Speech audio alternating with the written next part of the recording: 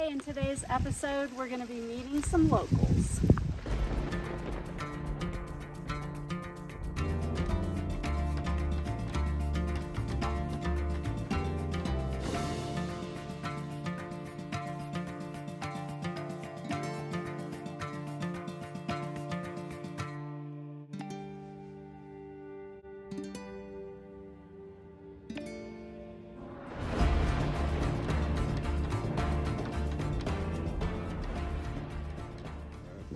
Hey guys, welcome back to our channel. We're so glad to have you back with us.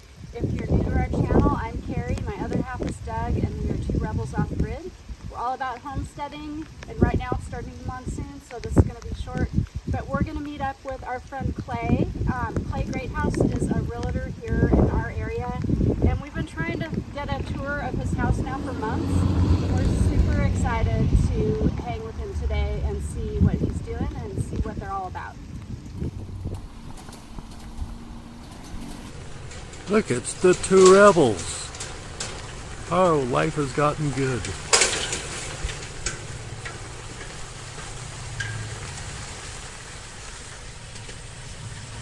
I'll wait till they get out of the vehicle, I guess.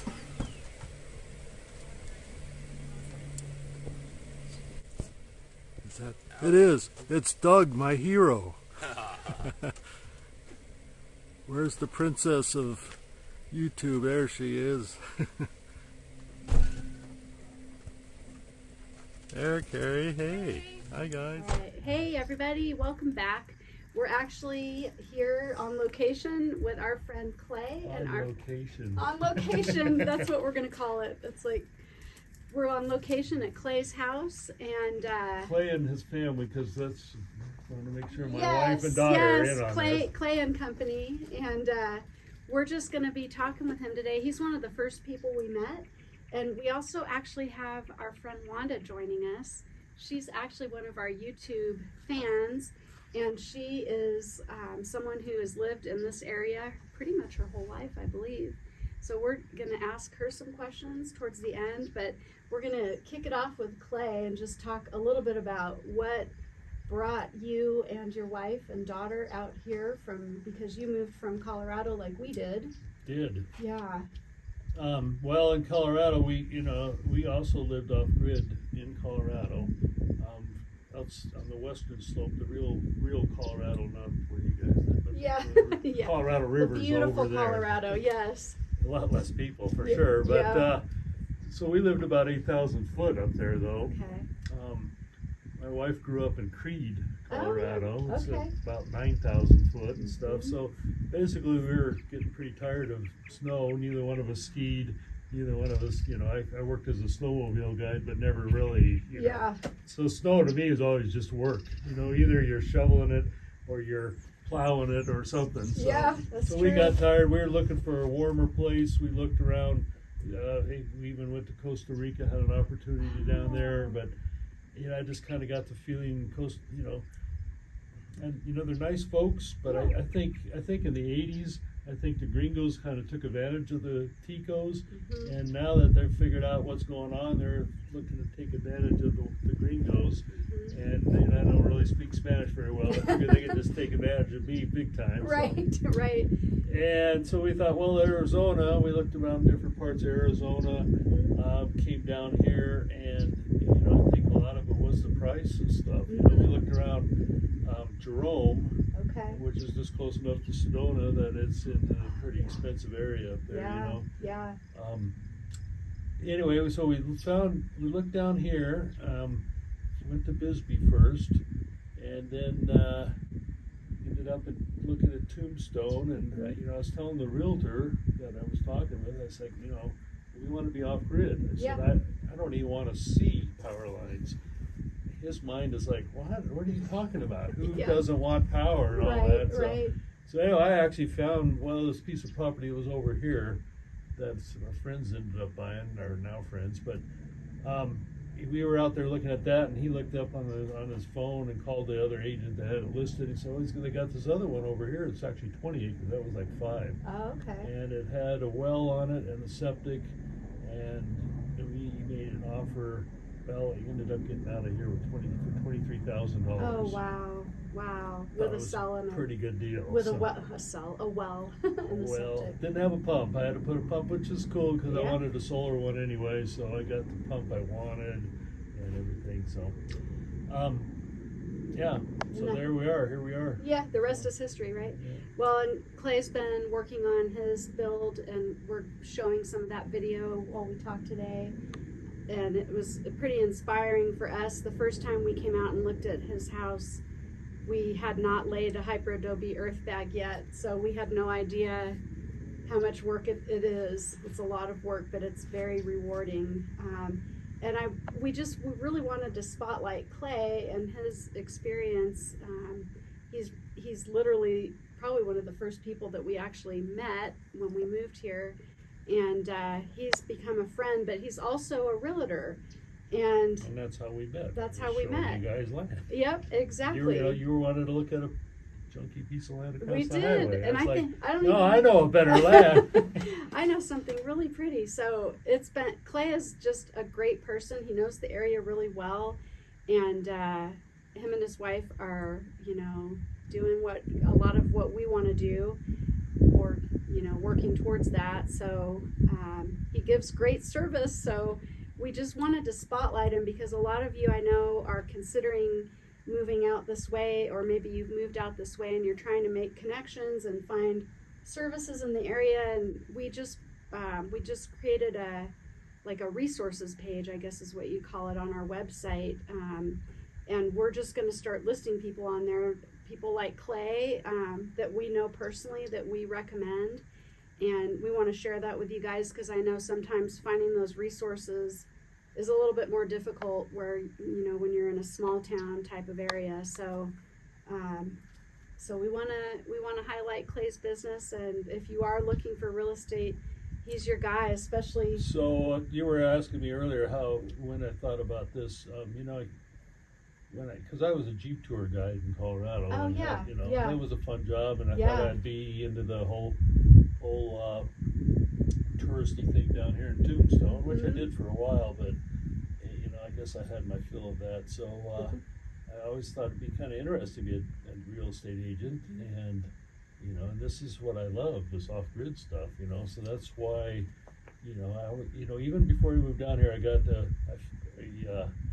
an email address on Yahoo, and it was Arizona Desert Rat. It's like that because I had Alpine Paradise was my one in Colorado. So Oh, I'm in nice. Colorado, so It's I not got that Alpine. one, and I was like, that's a cool name for a real estate company, especially if you're dealing with, unique rural off-grid. That's what my tagline is. So, but the guy who was showing us land, Paul, ended up being a mentor of mine and stuff. And he's the one who kind of said, like, yeah, you ought to do it. Yeah. We'll get you. He was at Tombstone Real Estate. Okay. And so we can get you in the office here and stuff. So there we go. So And I learned a lot from him. He's since Yeah. retired. Everyone's retired. And, That's perfect. So. And that happened right after you moved out here. Yeah, I pretty think we moved down. Well, we had our 5-year anniversary a couple weeks ago. It was in July. Okay. And I think by the end of August, I started the real estate class. So. Nice. Yeah, because like we've talked about in another video, living off grid doesn't mean living free.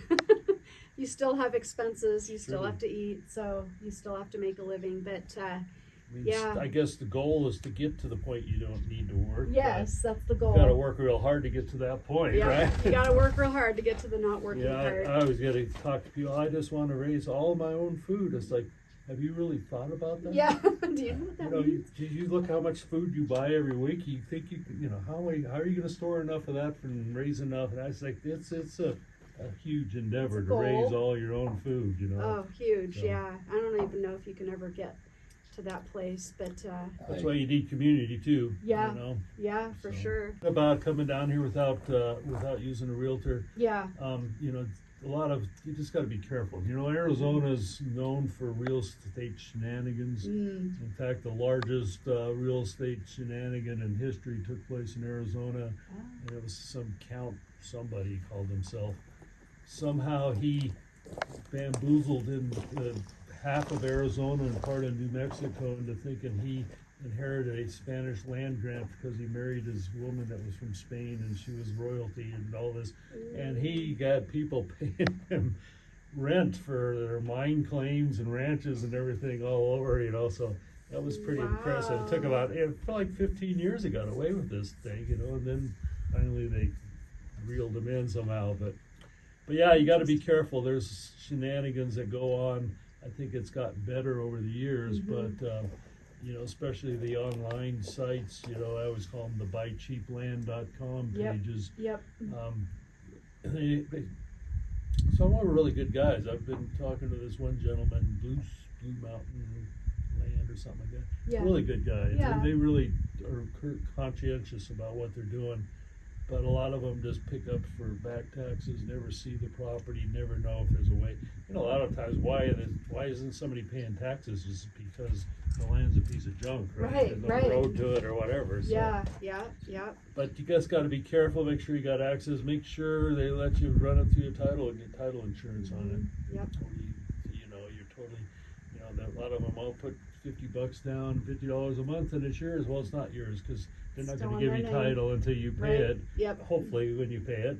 So if you run a owner carry through the title company, then it's actually like getting a title, you know, loan on a house. You got a double over these things. It's this type of title, an equitable title. You end up with an equitable title, which you can take down to the county and you can use that to get a building permit. With the IOU or whatever they give you, you can't get a building permit. Because the property has to be in your name to get a permit. So that's something to note for everybody. The off-grid, you specialize in off-grid, unique, and rural properties. Do you do other types of properties too? There's more money to be made in selling houses. For sure. So when the houses come along, I don't oh no, I don't do that. But that's not what I want to be focused on. But I do, you know, I have a lot of previous clients that, you know, anyway, I end up selling houses here and there. So yeah, I can do it all. Do you know, like, the amount of people that have been moving into this area and what properties are available? I mean, is there just an estimate, rough estimate?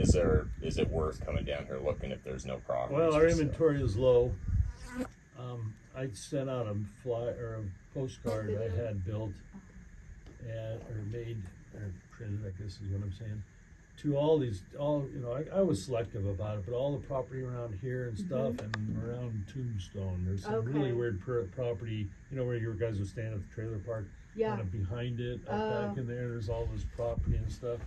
So I sent them all this thing. It's like, you know, prices have come up. And, you know, the problem is people, when they were back in the 90s and early 2000s, everything was so inflated. You know, people were spending, you know, $50,000 on a piece of property that's presently worth maybe 10. You know, so it's people just are, I guess, reluctant to put them on the market. I don't know what they're hanging on to it for.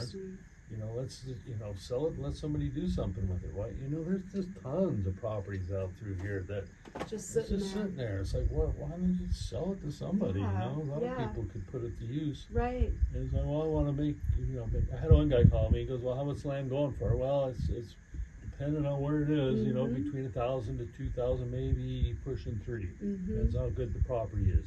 You say, okay, well, I'll call you back if, you know, I decide to sell. And I don't know. I guess they're holding out for 5,000 an acre or something. I don't know if that's there. It could happen. I can't predict the future. I don't see it happening, but it could. Never say never. So hang in there, people. Let's sit on that land and let your kids inherit it. And they can sit on it. Just let it sit there. And I think that's why people have a lot of respect for you, is because not only do you know the area, but you're actually doing what they want to do, and that's disconnecting a little bit and building their dream without all that other, you know. Well, you know, we were talking about moving down here. You know, once I bought this land, I think we'd already bought it, and I started researching. So, you know, I think we were going to do a straw bale at that point. But I started researching. And it's like, well, how difficult is this going to be now? You know, in Colorado, we kind of kept everything under the radar and just built something, and you know, it's a long story, but we never permitted it or nothing. But we want to do it right here. We didn't want to be, you know, always worried about the assessors, you know, condemning our property. So I started researching it, and that's when I actually handyman, you know, his video about the opt-out. And I'm like, wow, this is pretty cool. Yeah. I mean, we can just build something and it's Yeah. not a problem, you know? Yeah. So that was an encouraging thing. And it is Yeah. a freedom, and we got to fight for it in this county. Absolutely. I mean, the bureaucrats can't handle us having that much freedom, you know, so they're constantly trying to wrench it in, you know, because a bureaucrat's only job really is to, you know, keep his job, right? So if there wasn't a need for him, there wouldn't be a need for his job, right? Right. So he's got to be, you know, got to be important because, Yeah. you know, we've got what is it now, the flood thing? Mhm. What the heck, people Yeah. come up with these ideas, you people. So, Yeah. Yeah. That's a bad but it idea. is a neat freedom Yeah. to be able to just build what you want. You Yeah. know? So And if I recall, I think I heard from somebody, it might have been you, that there's only 4 counties in the whole U.S. that have an owner-builder opt-out. I didn't know that. Okay. Maybe it wasn't from you then, but I've heard that. And just to be clear, when a lot of people get confused, they think an owner-builder opt-out permit means that you don't have to have a permit. But you do still have to have a permit, but you have the ability to opt out of some or all of the inspections. So don't get that confused. Don't think it means that you can just build without a permit, because it does not mean that. You still do need to do that. So. Yeah, and Wanda, was your parents had to come up with permits and inspections for their house when they built it? I don't know what went on because I was just a child and Granddad just kept moving buildings together and adding buildings and adding on and that's the house that burned. The Clay is, well, not, it caught fire, it didn't burn. And that's the house that Clay is going to try to sell for me. Yeah, and it's kind of funny, we were talking before that we all say that we're living off grid, but Wanda's like, that's just living. That's just how I've always lived. Yes. I'm Exactly. thinking in Cochise County, and I don't remember the exact date. It was early '90s though. Okay. Up until then, there was no There wasn't building any inspections. regulations. Yeah. So. Yeah. And I think there's still some of those counties. You know, you talk about the owner four with the owner builder opt out, but I Mhm. think there's counties out there in Texas and Louisiana where they've just never required any kind of building permit. Right. You know? In Colorado, Yeah. Delta County in Colorado might have changed by now, but when I Mhm. was young, yeah, there was no, you know, the city's required. I mean, it's here too. Yeah. I think back in the day, there might have not been county building permits, but I think cities required stuff like Mhm. Tombstone or Sierra Vista or something. Some You look at somebody's regulations. house, I mean, like her house over there, like Yeah. I say, she said part of it was hauled in from over by Sierra Vista, Oh, wow. and, you know, so they couldn't have been too strict. Right. Let them just bring all this together and plug Right. it together and call it home, you know, so. Yep. We've come a long ways, haven't we? I think, and there has to be bureaucrats there to enforce the stuff. So if they don't have the infrastructure of the bureaucrats and the people that are employed by the county, then yeah, it makes it harder to have those things. Arizona Desert Rat Realty. .com here soon. Yeah, .com soon. Yeah. My wife got it loaded up, and I got to pick out a what is it called? A theme probably. A theme, yeah. Yeah. So we're getting close, and I've got some content I want to put on it that I've got floating around. But Yep, and I've got, for those of you that follow us, you can go on 2rebelsoffgrid.com, and the 2 is spelled out, TWO. There's a resources tab, and Clay is on there, and I've actually I've got his phone numbers on there, or his phone number, and then his Facebook page, because he does have a Facebook business page that he's using while he gets his website up and running. and I've preserved my Colorado phone number because I've had that since I had a phone, and it's 970-596-2158.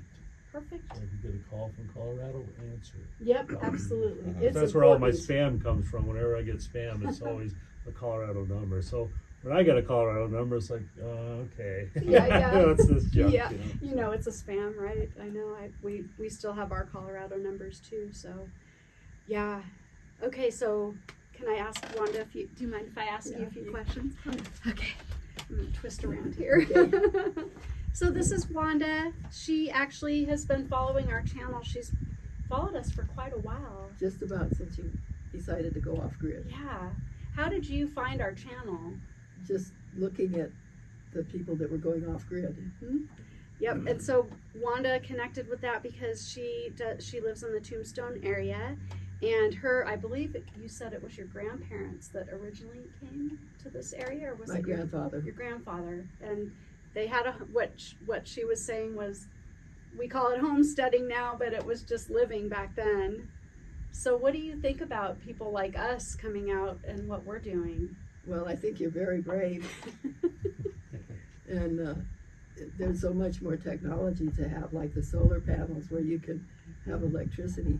Yeah. When I moved to what we call the ranch, which is a mining claim that has illegal buildings on it, but the state didn't say anything, the feds didn't say anything when Granddad built them down there. Because Yeah. there wasn't as many bureaucrats back then. Yeah, and my mom said, how do you stand it down there? And I said, well, as long as there's electricity, I do just fine. And at that point, I was hauling water in gallons from in town. Oh, from town. And then we finally got the well going. Okay. Did you guys dig the well yourselves? No, the well was, I don't know who dug the well. Yeah. The well was there when I came. Okay. There's actually a hand dug well that when I moved there was full of water, but I used the well, it's called a seep well. It fills up every day and you can pump it out. Mm-hmm. And the hand dug well, the water all disappeared out of it. That's too bad. Yeah, we've heard Well, that. they're side by side. Okay. And it's only like 20 or 30 feet deep. Okay. Oh, that's interesting. So what do you like about this area? Because you're still here. You've been here pretty much your whole life. No, I was gone for quite a long time. Oh, were you? Okay. I came back because my mom was living in Pomerene outside of Benson, Okay. and we had Granddad's place didn't have anybody, what we call the ranch, the mining claim, didn't Yeah. have anybody living on it, and there was a lady living in the house that caught fire, and so we worked things out so I could go live at the ranch, and eventually the feds found out that a lot of people were making summer cabins on mining claims, and they got involved, and finally they came down and put a gate up after all my stuff was stolen that I hadn't moved. Oh no. Oh gosh. But anyway, the well was there, and it's about 135 feet deep, Okay. and there's a mine hole that's about 20 or 30 feet deep. Okay. Oh, interesting. And you, what do you think about the development that's going on? Does it feel like things are starting to change, or does it feel like it did? I have macular degeneration, so I have trouble seeing. Mm-hmm. And at this point, I have something wrong with my legs, so I'm not able to drive. So I'm not getting out very much, but when I do get out, there is so much construction and new buildings going up. Yeah. And one day I was going to Tucson, and I got to Tucson, and my brother-in-laws and my mom, and I said, you know, when I was down here about 3 months ago, I don't remember all these buildings, and I described where it was, and my brother-in-law says, they weren't there, they built them overnight. Oh wow. Yeah. And he says they're gonna fall down before they pay them off. You might be right about that. Oh gosh, that's awful. But I came back because there was a place to go where I didn't have to pay rent. Yeah. And I eventually got my Social Security disability, and I'm now 84 and a half, and they transferred me to regular Social Security at some point. Okay. But you love the area. Is there something that? It's a very healthful area to live in, Mm-hmm. and it's easy to live here. Mm-hmm. And even though Tombstone used to have stores and shops for everything you needed just about, but they don't anymore. Mm-hmm. And so you basically can buy some things like at the Dollar General or Circle K, Mm-hmm. and other little places might have something, but you basically go to Sierra Vista and the Charleston Road, which is the little main road from Tombstone to Sierra Vista, is about 16, 17 miles long, and you just run over there and buy everything you want. Mm-hmm. Most of my medical appointments with specialists are in Tucson, however. Okay, yeah. We've heard Tucson has really good medical care. We've heard great things about that. And that's interesting that you mentioned that Tombstone used to have everything that you could need right there, which would be so wonderful, but it's kind of more of a tourist, I think, kind of stuff that goes on there. But we like Tombstone. We like the history and the feel of it, and it's just a neat little town. Well, my grandfather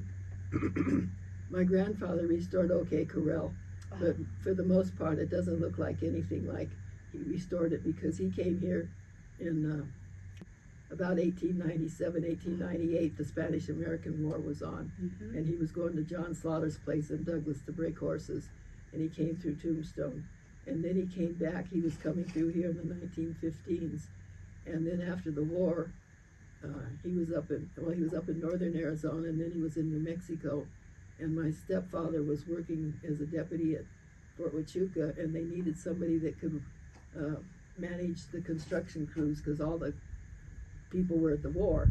Yeah. And my stepfather says, I know somebody, and they brought my grandfather down, and that was during the war, Oh, and we lived in what was then called Fry, Sierra Vista, and there's still a part of Sierra Vista that's Fry. yeah, yeah, yeah. And he started building the house that Clay and I are now trying to take care of, and the house is built in pieces. Yeah, yeah, yeah. They had a recent experience where they were out there and had a swarm attack, and both Wanda and Clay got stung up pretty good. So we're glad, Killer they're bees. okay. Killer Yep, bees. the killer bees. So they are out here. We hear them go They over weren't our as nice property. as John Belushi. Yeah.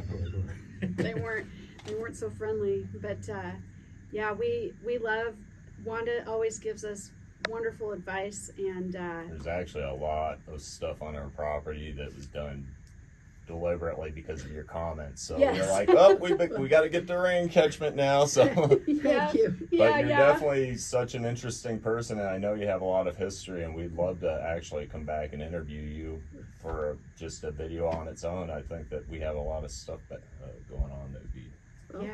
cool. Whenever. That would be Pretty awesome. cool to know about this area. That Yeah, It's a very helpful area to live in. yeah. People have come here to die and lived for 30, 40, 50 years afterwards. Interesting. That was, Yeah. and there's an old Tombstone sign at the end of the Fairbanks Road out by the Border Patrol. Oh, If yeah. you come off, Mhm. and right there is a sign, Yep. and it's from back in the 50s or something, and they used to promote Tombstone as a healthy place to live, and Yeah. and then of course the movie came out, and all of a sudden now it's back to being the cowboy. nothing OK but a bunch Corral, of thugs everything. living out there. Doug and I always comment how we'd like to see the actual people pictures, but around Tombstone you see the actors. You Yeah. see a lot of the actor. I would love to see the actual people that were. The only We're here. way you'll see the actual people is mostly probably to hang out at the dollar store. Yeah, yeah. Because Yeah. they just don't go uptown if they work uptown, they work uptown or they work someplace. Right. But for the most part, the residents of Tombstone do not have anything to, don't go out for all the tourist stuff. Okay. Right. Kind of like right. Vegas and the Strip, Yep, right? yep, you try to If avoid you live that. in Vegas, you don't go on the Strip. Yeah, that makes sense. So let's go look at Clay's house and get a tour. Yeah, let's go chat. There We're you gonna go. go tour Clay's There you house go. now. Exactly. So we're That's a gonna. transition. Yeah, yeah. I might just leave yours in there. It's probably way better than what I would do. I tend to overthink it. But we're gonna move along. So we're gonna go check out Clay's house and see what he's been up to. Okay, Let's do it. let's do it. Tombstone, got it all there, Wanda? Yeah, I didn't want to crush the plastic. It's getting a little warm. Is it rolling? I always, I like showing off the house. And I always say it's not because I'm an egotistic person, No. but I am sometimes. But nonetheless, I like showing it off because every time I describe it, it helps me visualize. I think one of your questions is, how do you keep going? How do you do? Yeah. I think going out, walking around, and visualizing your house is a helpful thing Yep. because the more you see it in your mind, the Yep. more it becomes real. So That makes well, perfect I like sense. showing it off, but here's going to be the grand entry into the house. And this is Hyperadobe, just like what we're This doing. is Hyperadobe that's got plaster on it, and this is Solid as a rock. so come in with a gate. I think I'm gonna have a big gate with like a man door through the gate. Yeah. Yeah. I That'd be awesome. haven't discussed that with the wife yet. But, Yeah, yeah. Doug would probably like that. So I think we're gonna do like a southwestern theme in the courtyard in here. But this is the entry into the shop behind where Doug is there. Yeah. And this is gonna be the main entry to the house. on top of this room, which is going to be like the study library or whatever, but it's going to have a deck on it, and that's the staircase Okay. going up to the deck. And those stairs are self-supporting. The bags are enough. The weight of the bags are enough to. We'll see. Yeah. yeah. I had They some appear to be, but- on the opt-out page. I had some ladies like, "Oh, you shouldn't do that. Da da da. It won't work." And you got to trust me. I'm an architect. That's like pushing a trigger with me. It's like. Well, now you have to prove it wrong. Yeah, it could, but I figure if it does be a problem, then we're gonna need a railing or something anyway. Yeah. But I thought we could take like 2x4s and run them to the ground and catch like 2 steps and then skip one. Yep. And 2 steps and then skip, Yeah. and that would give enough support to hold up the front of them. Yeah, for sure. But they look like this. This is what's buried in the wall, all Okay. those boards and stuff. So there's a lot of weight on them, Yeah, and they yeah. feel pretty sturdy walking up them. Oh yeah, I would think. There, and you said you started off thinking you were going to do straw bales. So what made you go from? I also asked me why we went. What was their inspiration and our Yeah. design and stuff? Yeah. We really wanted the southwestern Santa Fe parapet walls, all that. Yep. The one thing with straw bales, they really emphasize to get the water all away from the walls, because once they start leaking into the straw, you'll rot out, and that's the downturn of straw. Yeah. So with dirt, it doesn't matter that much. So Yeah. that's kind of why we went this direction. Yeah. Would you do it again if you had it to do over? Would you do Hyperadobe again? Would I build a house again? Really question. If you could go back in Our time. marriage survives this house. I don't Yeah. Right. No, I'm not going to do it again. If Yeah, that's what yeah. you're asking. But if I was back where I started doing this again, probably, yeah. Yeah. Before I learned that this was crazy. Yeah. But it's a great. It's a lot of work. a lot of work. It is a super amount of work. Mm-hmm. So you've got to understand that before Yep. you jump into it. Yep. Yep. If you It's a don't. lot more satisfying than converting a shed to a house, but nothing against you shed conversion. I mean, you built it from the ground up, so Yeah. that's pretty cool. Pretty happy with how the the courtyard. stairs turned out. Yeah. I need to clean them up, but they Oh, look yeah. pretty good. Yeah. So anyway, walking into the front main entry of the house. It's gonna be like a little stool to sit down, take your shoes off, and what have you. I think we're looking for an old armoire to just sit here to put coats in and stuff. Yeah. And nice tall ceilings. That's just. Yeah, this is my one attempt at putting a arch in. Okay. I haven't had the nerve to pull that form yet, but I think I just didn't. Most people run the bag like from this layer. Yeah. They'll run up and Around the over. top. I don't know why I didn't do that. It just didn't dawn on me. But I did put 2 of those T-posts. You pounded a lot of those. Yeah. Big long ones we had that we were using to mark walls, but I pulled the little paddle off and laid 2 of them across there as just kind of a support. I think this is a cleaner look because we did what you said and we came with a bag and we went up and over and it just jacked up the rest of the wall after that. And then you got to start shortening the bag. Yeah. with the Yeah. top when you're running into the We wall. regret doing it. It's just, I think this is a cleaner way of doing it. And I bet you it would be perfectly fine. But I'd like to be here when you pull it out. that's going to be the library and my office. Okay. It's going to be play space. So Nice. I've got my one window here and everything. Very cool. And like I say, on top of this is going to be a deck, and I got this. Ended up getting this telescope from this guy. It's like almost like one of those ones that you put the quarters in, when you're at the park. It's sort of like that, but it looked like it would survive outdoors, I guess. Yeah. And I want to put that up there, but I was on Facebook or something, and I don't know, or somewhere online. It probably wasn't Facebook, but this ad popped up, and it was this Gatling gun, modern day Gatling gun that shoots 9mm Oh, rounds. cool. So, Yeah. but other than that, it's just it's got the crank and everything, and it's like, boy, that would look cool sitting That'd on be top awesome. of the roof. Yeah. Oh my gosh, that'd be really cool. He's gonna have jealousy over that. This is going to be the living room area, right here. And where these boards are is we're going to mount mini splits, heads of mini splits. And this is the back door. As my wife likes to call it, the sunset lanai, I think she calls it, or something like that. It's the direction the sun sets right over there. Yeah, That's there are awesome. those mountains in the wintertime and they're in the summertime. And over the Wachucas. Man, that's a tall wall. So you can see how much drop there is in the land. Yeah. Because the bottom step is the bottom of the wall. So that's how far we had to bring it up to keep it level from that end of the house to here. So. Okay, that's quite a bit. And any tips for people that are considering building with Hyperadobe, or any advice, or Get a bobcat or something. get a bobcat? Yeah, that's great advice. You know, when I started this, it's like, yeah, I'll just be able to go out there with a shovel and shovel it in a trailer and bring it over here and then lift it up to the wall and stuff.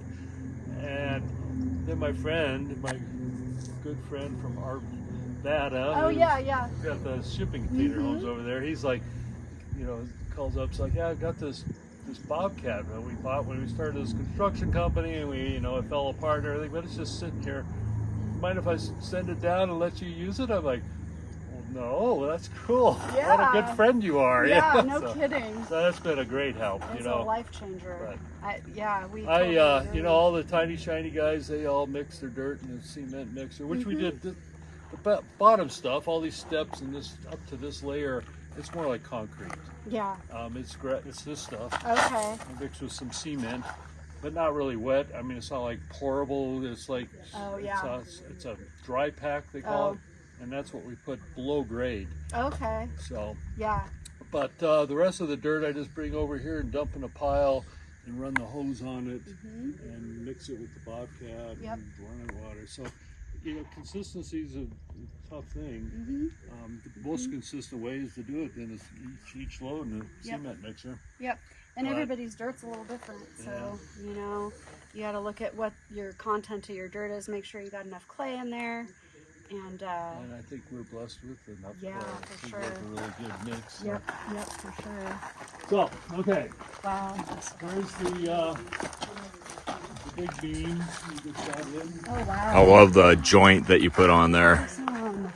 Like I say, I made sure I screwed all that down so it's nice and square.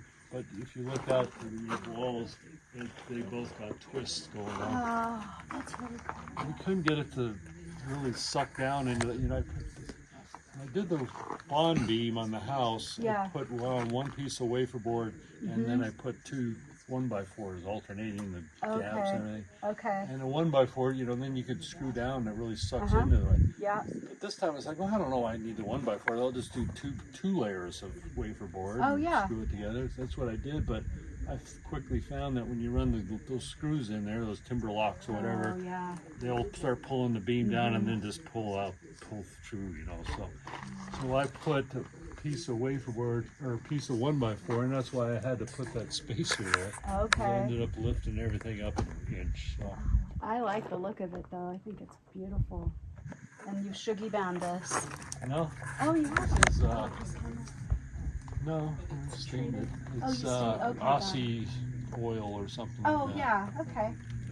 Yeah, because it's inside, so you don't have to worry about that. Well, Aussie oil is supposed to be good for that side. Yeah. I'm not, I'm not totally sold on this Shubi, Bond, whatever. It's like, it's kind of what all the cool people are doing. So what I've found is that if you scrape off the char on it, it gets blown off in the wind anyways, and it goes back down to basically bare wood. But we've been leaving a thick char on it, and it seems to be a little more That makes sense. to me. Well, I was doing that 12 years ago when it wasn't cool, and I was actually watching actual Shaolin monks do this, like over in Japan, and there wasn't a lick of English in the whole video, and they were doing it differently than what I've seen done out here. Yeah. They actually built a fire and threw the boards right in the fire, pulled it out, washed it off with water, and that was it. That was it, huh? Yep. And they didn't put oil. Nope, just hung it right up. Yeah. Pretty interesting. This would be the kitchen. Oh, nice. Same kitchen sinks where the window is here. Okay. So I was kind of curious what these little round, is that because the seating area is going to be up on the roof, or is that going to be like a drain, or, oh, that's for the mini split. Mini Pipe splits. go through there, Oh, yeah. Okay. That's good to know. Yeah. Still got it. Yeah, if you're putting anything through the walls, don't forget about it, because you found out how how you can't really put a hole through the wall. We decided to bring, instead of using the Wi-Fi, and I will probably end up using Wi-Fi, but bought some RF cable or whatever, the direct burial stuff, and I ran it all the way from there into here. Okay. And but I didn't plan it ahead, so I had to get it through the wall. And I drilled and taped it onto stakes and just drove the stakes through the wall, and finally got it through the wall. But it wasn't real easy. And Okay. so yeah, try to think ahead where you want to put openings and put some pipe or something in there. Yeah, some kind of a spacer holder. This room is the pantry. Okay. Most important room. Love this. And that's why it's surrounded by walls all the way. I know it. It's exactly what we're planning on doing. So Yep. it should be a well-conditioned space. So what I'm also going to experiment with, I don't know if this will work as I'm thinking, but they've got these new hot water heaters. They're heat pump hot water heaters. Oh. And so what they're doing, they're like an air conditioner, Okay. right? Yeah. But instead of what they're doing is taking the heat out of the air and putting it in the water. So what they're expelling is cold air. So I thought, well, I'll just mount the hot water heater in here, and it will put cold air back into this room. Brilliant. And keep it even cooler, So Yes. Note to self, Doug. That's a great idea. So the pantry. This is where all the magic happens, right? Bedroom. Wait a second. I guess we're all getting old, aren't we? I was gonna say. So here's the hallway going back to the bedroom, but this is going to be a separate room, and this is like the utility room. Okay. And all the solar, and there's going to be a spare bedroom or bathroom, etc. in this room. Okay. A wet room. Yeah. And right here, this is going to be a framed wall. Okay. Because this is where all the pipes going to run for Right. the sink and washer, dryer, Yeah. etc. And then there's going to be a wall going through here, Okay.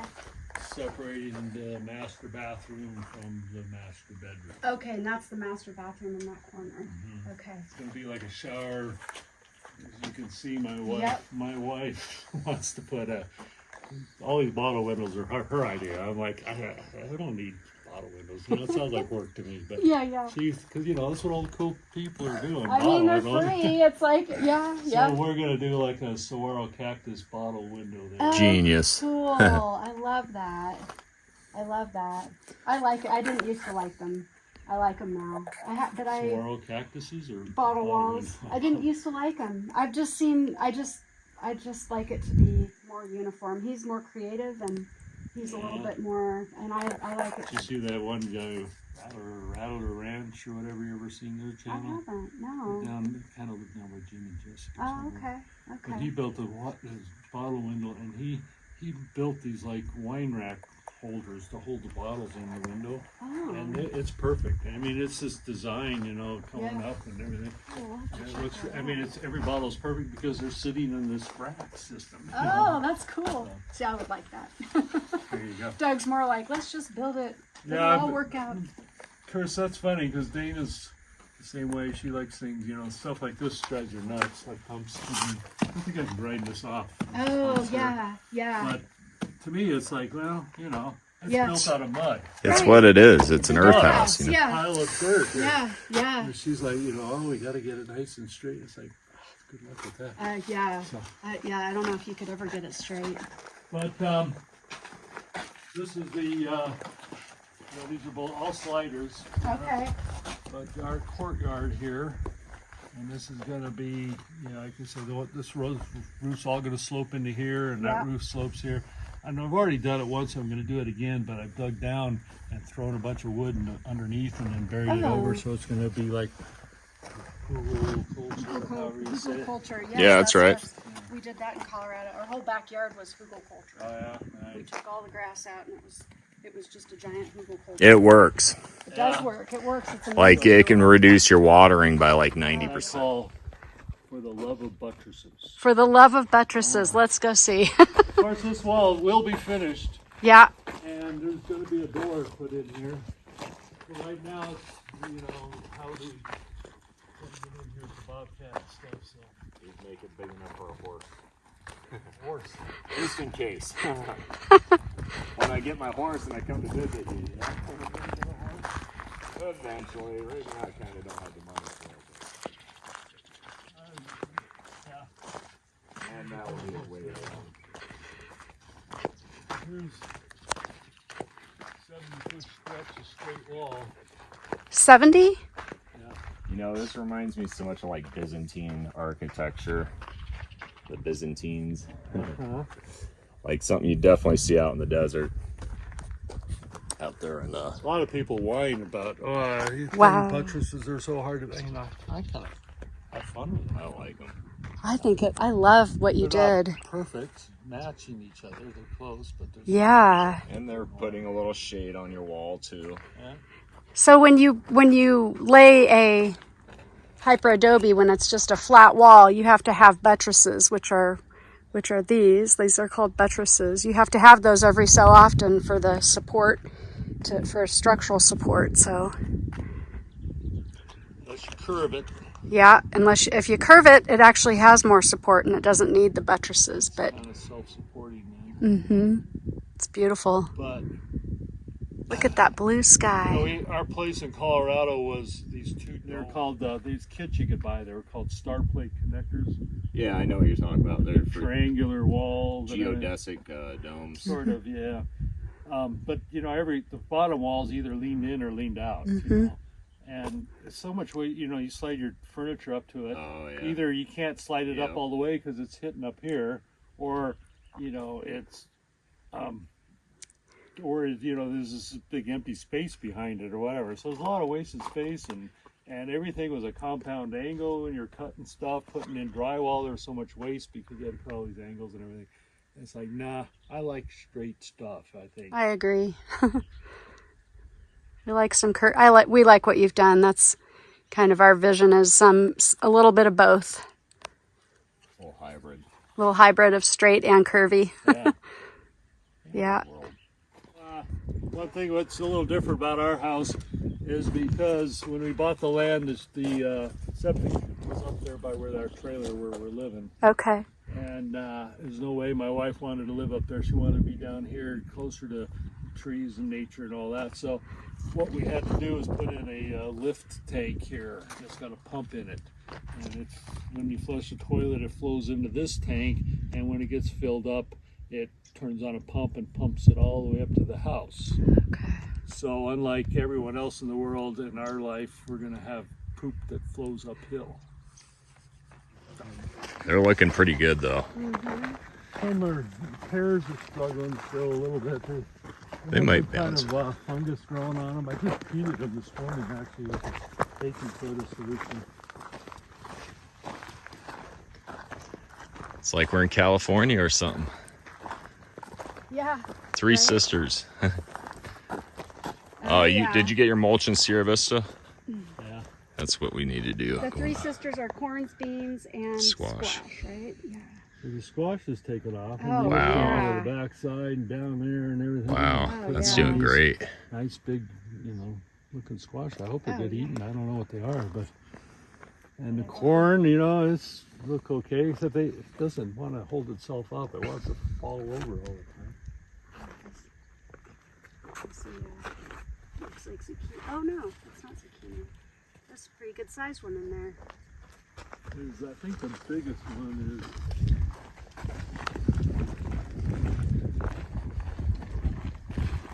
Oh, look at that big It's not size really of that big, but Oh, it's definitely yeah, turning yeah. out. I wonder if I should pick that one. It's Yeah, I don't know. probably at age, isn't it? Maybe. I don't know, but that looks like there's a good sized one right back there too. Homemade pumpkin pie. I guess That's what I see when I see that. Yeah, I don't know. That might not be. I don't know. There's lots of different squashes. And we did them really good in Colorado, and they would cross each other, and then we'd come up with this squash that we've never seen before. Okay. Yeah, but Yeah, pumpkins need like 9 different varieties to continue their genetics because they'll fizzle out if you just keep planting the same seed over and over. Oh yeah. Huh. But that's another story, another day. yeah. But this works fairly well when it rains really hard. Yeah. Hopefully we'll see that again. But it did a couple of weeks ago. We got a pretty good rain, and Yeah. it fills up. You know, Yeah. it stops the water, and Yeah. so I guess it's doing its thing. We feel like where we're at, well, we're to the east here of where we're on Clay's property, and we feel like when we're on our property and we see clouds come in, we feel like they're all over here, raining on you, and we're like, come over here. But you've gotten some rain, haven't you? Just a little bit. Probably not more Jonathan than an was inch. saying they haven't gotten any rain at Pierce yet either. Really? Yeah, I don't know. It's been dry. We're hoping that changes. Yeah. Because we need the water. Everybody needs the water. The farmers need the water. You know, Clay's plants need the water. But luckily we have a well. yeah, that helps. That helps. I Yeah, do have a timer, drip irrigation timer on this stuff and everything. that does help. Yeah, And I started a couple down in the real low spot. I've done some basins, cut them out with, and I've been planting grass and trees on it. I ran a separate drip line down there. Oh, nice. I want to start, I would like to get like meat goats or something Oh, someday. yeah. But I figure if you can't raise them, if you can't raise enough feed to keep them alive, it's because hay's like, $25 a bale or whatever it is. So here's the good news that we've discovered having goats. And we just have small. Ours are the Nigerian dwarf. Yeah. They don't eat that much, but they do like to eat. But they are gonna forage. Oh yeah. They love Well, it. They I'm love the sure creosote. They like the creosote. They love the They like creosote. all that. And I guess it's a treat for them. But the thing that's really cool is they will eat everything, but they won't eat the top off the tree, and so the tree doesn't die. Yeah. And we've been just letting ours forage. Well, I See would what they- imagine this white thorn stuff is probably good. I mean, it's Probably, legumes, yeah. It's like a mesquite or whatever. Yep. So there's a lot of that. One's They eat all of it. And the I chickens. figure this is better grape grazing. for goats than it would be for cattle. Yeah, for sure. Everyone raises cattle around here. It seems like this would be better for goats. I think so too. Yeah. I don't know if the cattle even touch this stuff. I know they eat I think they eat the mesquite pods, but I don't know if they eat this kind of stuff. Yeah, and the chickens, it's the chickens, right, that have gone after the scorpions, or is that the guinea fowl? They're all going after the scorpions. Oh, you guys got a bunch of scorpions? probably not anymore. Probably not anymore. We're Between the letting them- kittens and the chickens, that's the chicken and the stripping kittens the are going hill of- after. We've gotten a few of those big giant. I think they call them lubers, and the kittens are killing those. So we're like, yes. What are they?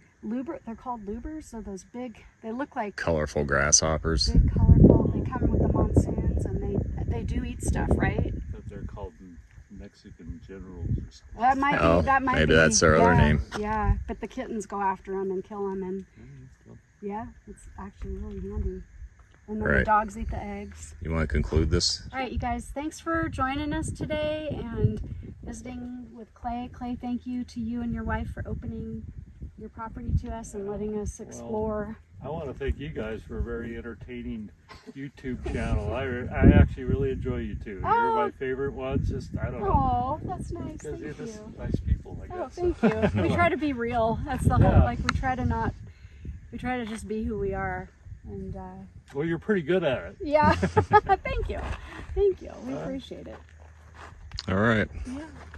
Thanks for sticking around to the end of the video, you guys. We're always glad to have you along. Please give us a like and comment and share this to anybody that could be interested in going off grid. All right, we'll see you soon.